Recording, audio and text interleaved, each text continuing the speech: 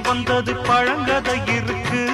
அடி வசதி வந்தது வாழ்க்கை போனது நம்மோட கணக்கு.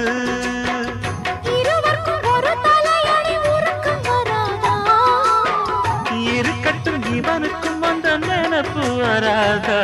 உடல் மறந்து சுகம் மறந்து உறவாடும் நேரம் வராதா?